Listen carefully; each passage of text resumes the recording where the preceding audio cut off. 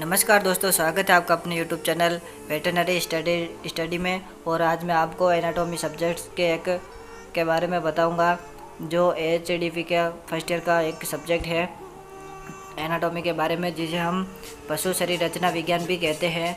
तो जानते हैं कि एनाटॉमी किसे कहते हैं। तो सर्वप्रथम इसकी परिभाषा को जान लेते हैं कि एनाटॉमी किसे कहते हैं।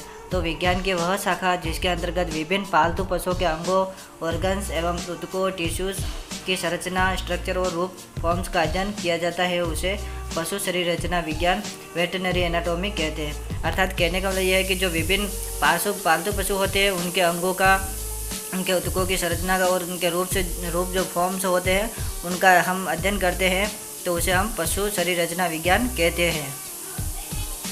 और पशु शरीर रचना विज्ञान को हम दो भागों में बांटते हैं। अर्थात जो एनाटॉमी जो सब्जेक्ट है उसके जो भाग है एनाटॉमी के, वो दो प्रकार के होते हैं। तो पहला है सूक्ष्म शारीरिकी, अर्थात माइक्रोस्कोपी एनाटॉमी। अर्थात आपको नाम से ही पता चल रहा है कि माइक्रोस्कोपिक यानी कि सूक्ष्म, यानी कि छोटे छोटे जो ऑर्गन्स होते हैं, उनका अध्ययन हम करते हैं इसमें।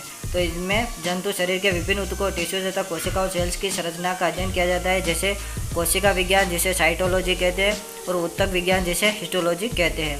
और दूसरा इसका भाग है स्थूल शारीरिकी, ग्रॉस एनाटॉमी, जिसमें इसकी भी बहुत सारी विभिन्न शाखाएँ जिनका हम अध्ययन करते हैं।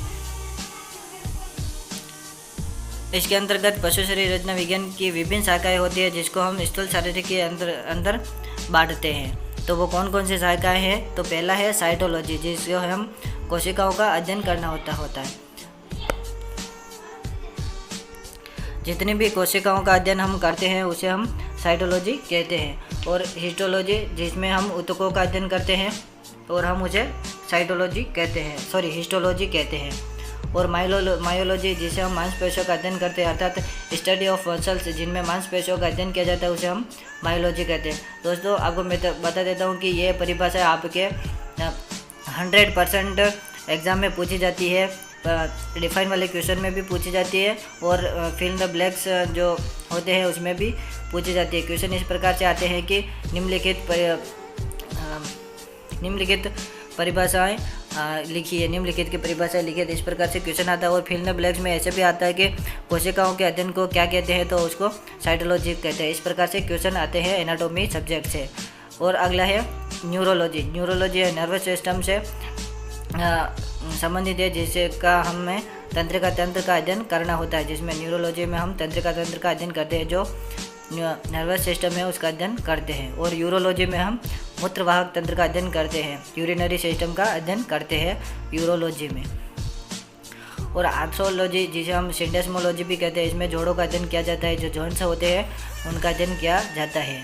आप इसको इंग्लिश में भी लिख सकते हैं कि स्टडी ऑफ जॉइंट्स, जिसे हम आर्थ्रोलॉजी कहते हैं। और डेस्मोलॉजी, जिसमें हम लिगामेंट्स का अध्ययन करते हैं, जो लिगामेंट्स होते हैं उनका अध्ययन हम करते हैं।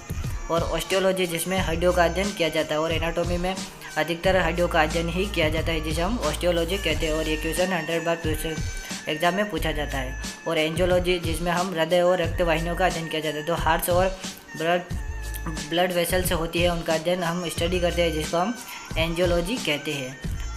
और डर्मेटोलॉजी, जिसमें हम त्वचा का अध्ययन करते हैं, जो स्किन होती हैं इसका हम अगर स्टडी करते हैं तो इसको हम डर्मेटोलॉजी कहते हैं।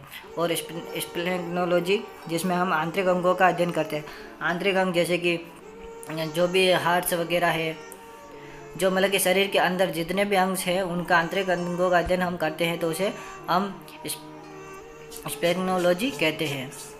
और अगला है एस्थेसियोलॉजी, जिसे हम ज्ञानेंद्रियों का अध्ययन करते हैं, जो ज्ञानेंद्रियाँ होती है उनका अगर हम अध्ययन कर रहे हैं, उसकी स्टडी कर रहे हैं, तो उसे हम एस्थेसियोलॉजी कहते हैं। तो ये कुछ महत्वपूर्ण डिफाइन है, जिसे आपको एग्ज़ाम में 100% पूछा जाता है। तो आपको इन परिभाषाओं को याद रखना चाहिए और इनको ध्यान में रखना चाहिए। और जो एनिमल जो शरीर होता है वो किससे बना होता है, तो मैं आपको बताता हूँ। जो बॉडी जो शरीर होता है वो तंत्र सिस्टम से बनता है। जो भी जितने भी तंत्र होते हैं, जैसे कि डाइजेस्टिव सिस्टम है, यूरिनरी सिस्टम है और रिप्रोडक्टिव सिस्टम है, तो इन तंत्रों से मिलकर शरीर बनता है। और ये तंत्र किन से बनते हैं, तो ये तंत्र ऑर्गन से बनते हैं। जो सिस्टम होता है वो बहुत सारे ऑर्गन से मिलकर बनते हैं। जैसे कि डाइजेस्टिव सिस्टम बन रहा है तो उसमें माउथ है, फेरिंग्स है और जो फेफड़े है वगैरह, इनसे ये तंत्र बनता है और उनसे वह बॉडी बनती है। फिर जो ऑर्गन्स होते हैं वो टिश्यू से मिलकर बने होते हैं। जो जितने भी टिश्यू है, जितने भी ऊतक है, वो मिलकर ऑर्गन्स का निर्माण करते हैं, अंग का निर्माण करते हैं। और जो सेल्स होती हैं, कोशिकाएं होती है, वो मिलकर टिश्यू का निर्माण करती है। और जो सेल होती है वो शरीर की सबसे छोटी संरचनात्मक एवं क्रियात्मक इकाई होती है, जो कोशिका है वो।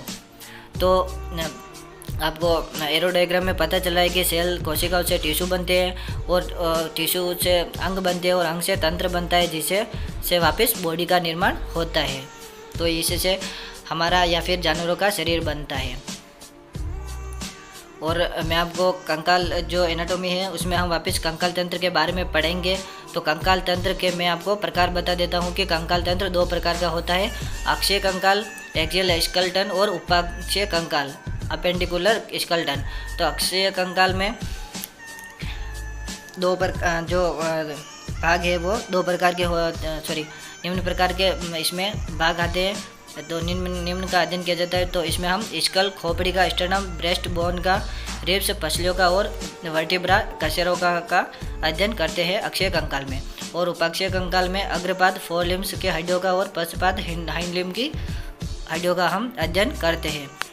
तो मैंने आपको एनाटॉमी के बारे में अभी नॉर्मल जानकारी बताई है और मैं आपको अगले वीडियो में कंकाल तंत्र का पूरा जो सिस्टम है उसके बारे में बताऊंगा।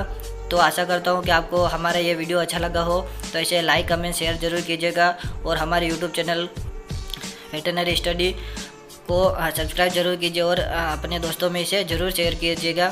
तब तक के लिए धन्यवाद।